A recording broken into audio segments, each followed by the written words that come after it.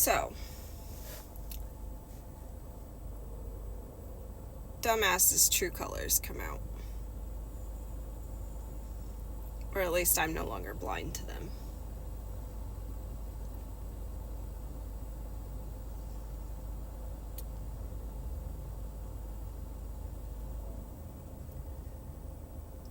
And it's catching up. His justice is coming.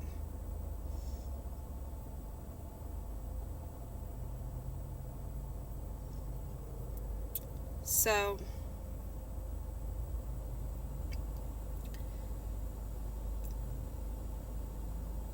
he actually ends up going to jail or prison for something completely unrelated to the messing around with the teenage girl thing.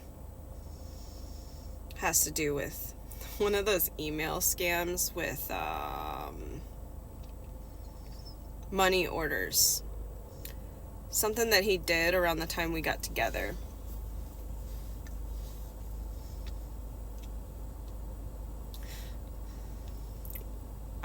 Which is funny that it took 4 or 5 years for that to catch up to him. That he apparently responded to one of those email scams, got the money orders, cashed them, and where most people send the money back to whatever place sent it, he kept it. And like, some people keep like a portion of it and send like the rest of the money to wherever. Yeah, he kept it. And like, he went to prison for that while they started the investigation on this messing with the young girl thing. All while they're working on the court stuff with my brother. I'm like, so I'm sitting there, a little bit into him going, realizing I can cut ties and there be no consequences.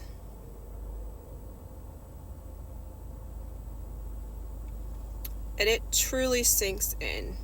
I can cut ties and there be no consequences. He can't touch me. He can't do anything. Because all this time, I've been told be cautious, because that's when the true fucking psycho comes out, is when you cut ties. He will stalk. He will fucking try and ruin your life. So for a while, I was, how the fuck do I get out? Once I started seeing the true colors. Here's my chance. Get the fuck out. Dis-a-fucking-peer.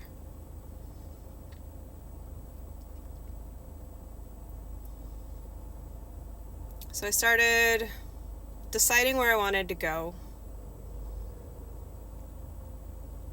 Around this time, one of my aunts got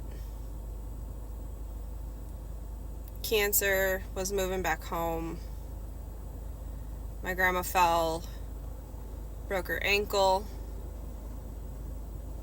I was like, a lot of signs are pointing, just move back home.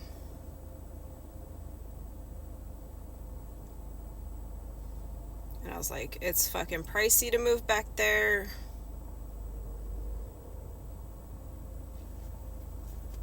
What the fuck do I want to do?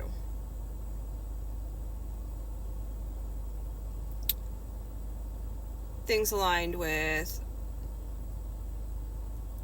the next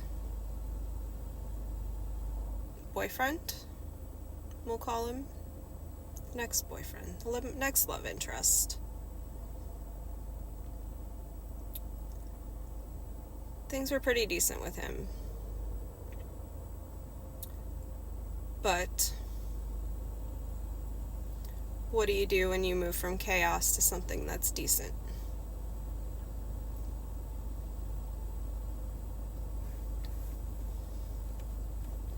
you kind of sabotage yourself a little.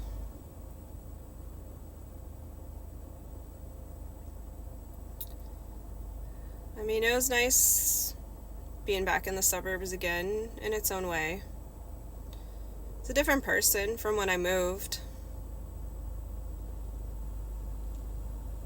Wasn't as angry as when I left.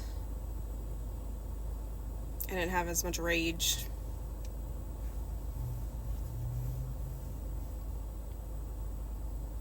I had a different kind of anger, though, built up.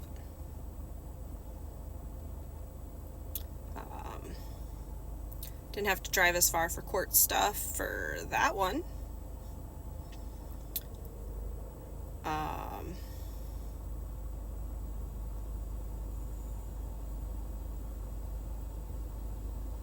It was an interesting time moving back. It was pretty calm for the most part. In that relationship, I self-sabotaged a lot. Like, I would start fights over stupid shit, like stirring vegetables. I got triggered over disciplining the kids between us. Like,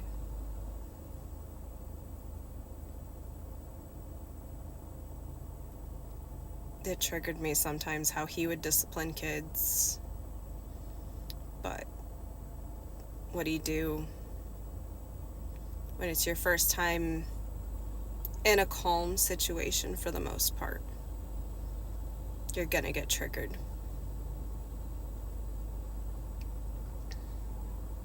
And towards the end, I got to the point where I was like, I'm the unhealthy one. I have to walk away. And I have to make that choice.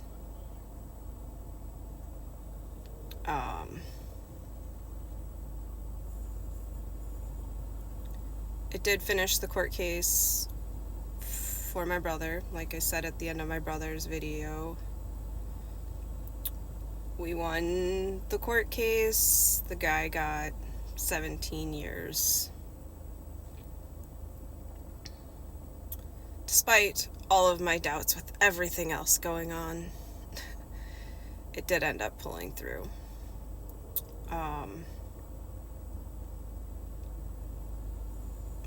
My brother stayed in therapy for a while. With everything I've learned has since gone on in my brother's life from then. A lot more therapy was needed, but it wasn't going to help much.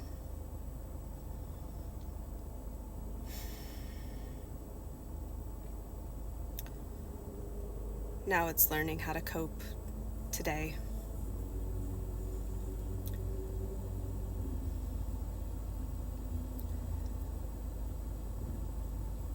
At one point, before I moved on from said relationship I was on back home there, dumbass got out on work release. Was on work release. Somehow got a hold of a social media account. Decided to start messaging me saying he was going to try and fight me for custody. It was a real fun time. I kind of laughed at the messages, but it was still real interesting to see him try and argue saying he was going to fight me for custody.